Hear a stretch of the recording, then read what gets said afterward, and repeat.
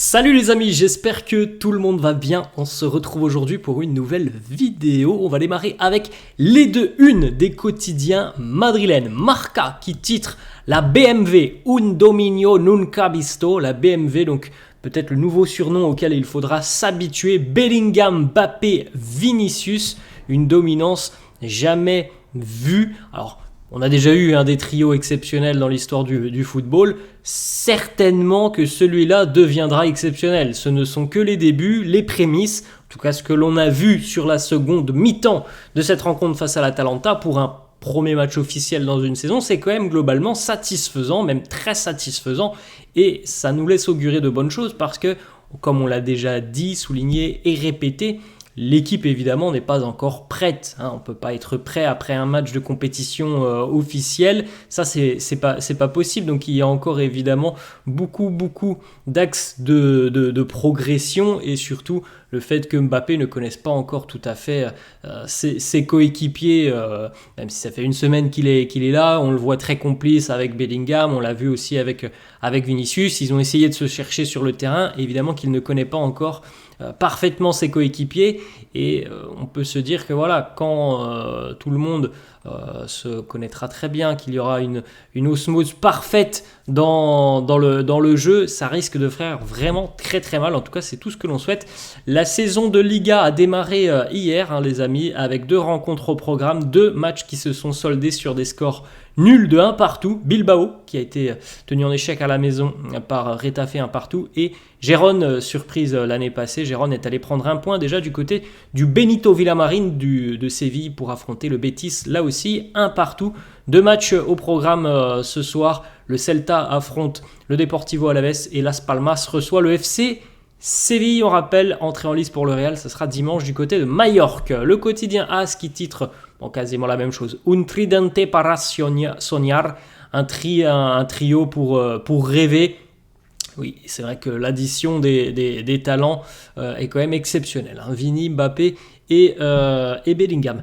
On enchaîne avec une petite information qui concerne le documentaire de Toni Kroos qui doit paraître aujourd'hui sur la plateforme de streaming Netflix. Donc si vous êtes intéressé, n'hésitez pas à aller checker un petit peu votre compte Netflix pour découvrir ce documentaire consacré à Toni. Alors je ne sais pas trop à quelle heure il doit sortir, mais en tout cas c'est aujourd'hui. Donc voilà, ça sera certainement quelque chose de très intéressant et de très émouvant. On poursuit les amis avec quelques petites informations sur Kylian Mbappé qui a déjà marqué 9 buts en 12 finales. Alors évidemment, sélection avec l'équipe de France, avec le Paris Saint-Germain. En tout cas, Kylian est un joueur et de grands matchs. Malgré ce que l'on a pu entendre du côté du Paris Saint-Germain, parfois, oui, il ne répond pas présent.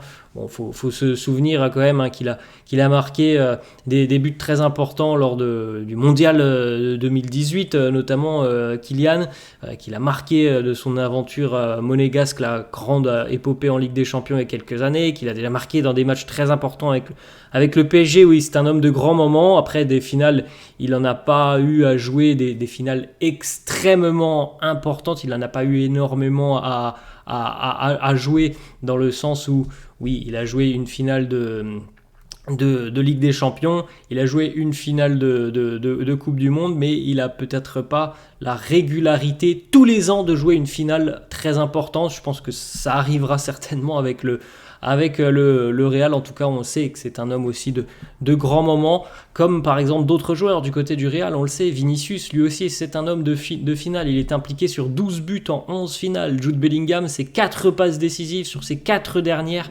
finales. On a des joueurs clutch, des joueurs importants qui sont capables de changer le cours d'une rencontre dans des moments importants. Kylian qui nous parle de son but face à l'Atalanta, il nous dit « Mes coéquipiers ont donné attention à mon mouvement ». Et c'est ce que Jude a fait. En premier lieu, il a couru sur le côté. Moi, j'ai essayé de me positionner un petit peu en retrait, côté gauche. Il est revenu vers moi. Je me suis encore un petit peu plus décalé côté droit. Et ma course a donc changé, mais Jude avait tout vu.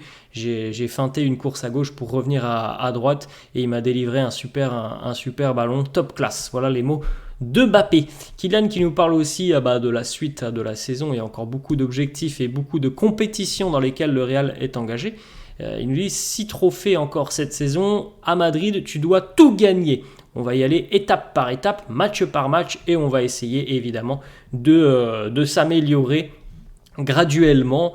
Comme on l'a dit les amis, voilà, on est sur le premier match de la saison. On se doute qu'il y a une marge de progression qui va être colossale et immense dans cette équipe du Real pour pourquoi pas arriver au pic de forme quand la Ligue des Champions arrivera dans les moments importants. Je ne parle pas de la phase de groupe là, qui arrivera dans quelques semaines maintenant, mais évidemment des matchs à élimination directe, bon ça c'est pour 2025. On enchaîne avec une autre petite information, c'est une stat quand même assez dingue déjà pour Mbappé qui a déjà marqué un petit peu de son empreinte l'histoire du Real, puisque le but qu'il a marqué face à l'Atalanta Bergame était le 10 millième but inscrit par le Real Madrid. Voilà, c'est une petite stat, il restera à jamais le joueur qui inscrit le 10 millième but du Real. Regardez un petit peu les amis, les coéquipiers de Kylian lorsqu'il a marqué. On en a parlé hier, on en a parlé lors du débrief. Tout le monde, quasiment tout le groupe est venu le féliciter et je vous en avais parlé lors du débrief. Voilà les claques amicales d'Antonio Rudiger que vous pouvez retrouver sur cette photo. Rudiger qui vient lui claquer la tête, qui lui claque le dos et qui lui claque aussi les mollets, peut-être pour s'assurer que tout va bien pour Kylian, qu'il est humain, je ne sais pas. En tout cas, voilà, c'est toujours assez sympa de voir Antonio Rudiger comme ça. Il est très expressif, l'international allemand, et on aime ça, hein, ça change. Ça change, c'est un joueur qui dénote de par ses sprints un peu particuliers, de par ses expressions lorsqu'il gagne un duel défensif. C'est toujours assez sympa de voir et de suivre Antonio Rudiger. L'équipe aussi qui a montré beaucoup d'amour, tout simplement, on va dire ça comme ça, pour Kylian Mbappé sur les réseaux sociaux. Quasiment tout le monde est venu commenter les posts de Kylian après le succès face à l'Atalanta. On a eu beaucoup de commentaires et de joueurs qui ont apposé les commentaires, les flammes, les petits électriques, la foudre électrique, des bravos de Lucas Vazquez, welcome de Marcelo par exemple. C'était assez sympa. On poursuit avec une petite photo qui a été repostée par Vinicius sur son compte Instagram. Vini qui a reposté une photo du Quatuor, puisque tout à l'heure sur les unes des quotidiens madrilènes on a parlé d'un trio Mbappé, Vini, Bellingham. Bon, on peut inclure aussi peut-être Rodrigo dans ce Quatuor. Et Fede Valverde a commenté cette photo en disant: sur la deuxième photo tu m'as coupé au montage, tu verras ce qui se passera, en rigolant évidemment. Voilà, Vini qui voulait peut-être mettre surtout les profils offensifs sur sa photo, puisque ça sera un trio ou un quatuor. Je pense pas qu'on inclura d'autres noms là-dedans. On continue avec une petite information de Mario Cortegana, journaliste Marca, qui nous parle de Rodrigo, qui nous dit: les gens savent très bien que Rodrigo est très à l'aise au Real et qu'il va continuer pour au moins une saison supplémentaire. À l'issue de cette saison, il fera évidemment son autocritique et il verra s'il est toujours aussi important du côté de Madrid, parce qu'il veut se sentir important. Moi, je vous le dis depuis 2-3 mois. Pour moi, c'est exactement ça. C'est Rodrigo, il va faire 1 an là du côté du Real. Il va voir comment ça se passe.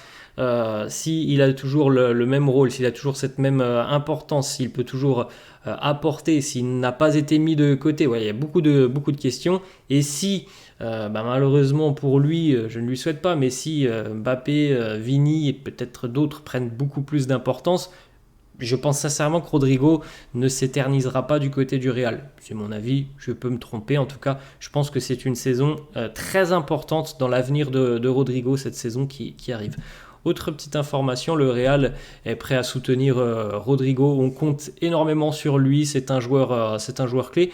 J'ai pas de doute là-dessus, moi. C'est un joueur clé pour cette saison. Maintenant, on verra à l'issue de la saison. On fera un bilan. Mais cette saison, j'ai absolument aucun doute. Rodrigo est un joueur clé qui, pour moi, va être un élément très important. Du côté de l'entourage de Rodrigo, on assure qu'il ne pense qu'au Real Madrid. Alors c'est vrai que vous vous souvenez de l'épisode de la finale de la Ligue des Champions, quelques jours avant la finale, il y avait eu des déclarations un peu surprenantes de Rodrigo. Moi, je reste sur ce que j'ai dit depuis 2-3 mois. Il va faire sa saison et on fera un bilan à l'issue de la saison. L'arrivée de Mbappé, évidemment, c'est quelque chose qui peut chambouler quand même vraiment cet effectif. Donc ça peut aussi entraîner... ça peut aussi entraîner par exemple des choix de certains joueurs qui se disent bon bah je ne suis plus assez important du côté de Madrid, ça ne me correspond pas, je veux quitter le club. Et ça, je pense qu'il y aura des discussions dans un an maintenant. On poursuit les amis avec l'arrêt en photo de Thibaut Courtois face à l'Atalanta. Donc voilà, il s'est quand même déployé le portier belge pour aller la chercher. Et on rappelle tout de même que depuis son retour de blessure, donc sur la fin de saison dernière, Thibaut n'a toujours pas encaissé le moindre but, ce qui est quand même assez dingue. Il a affronté 6 adversaires, toujours aucun but encaissé, 6 clean sheets, Cadix, Grenade, Alaves, le Betis, le Borussia Dortmund et l'Atalanta. Toujours pas de but encaissé par le portier belge. C'est terrible comme statistique, c'est écœurant pour les attaquants adverses, alors qu'il revenait quand même d'une rupture des ligaments croisés. Il est revenu encore peut-être plus fort qu'avant, c'est quand même assez fou. On a une petite stat aussi pour Lucas Vazquez, 350e match pour le latéral espagnol sous les couleurs du Real, lui qui est entré en seconde mi-temps face aux Italiens de l'Atalanta. Arda Güler qui faisait un petit peu la tête, Arda. Moi je pensais qu'il allait entrer un petit peu plus tôt quand même dans cette rencontre face aux Italiens de l'Atalanta. Donc Arda faisait peut-être un petit peu la tête, il avait refusé initialement de prendre des photos avec le trophée de la Supercoupe jusqu'à ce que le vétéran, le capitaine Luka Modric viennent le voir et lui disent tu vas prendre une photo maintenant avec le trophée et on va en prendre une aussi tous les deux.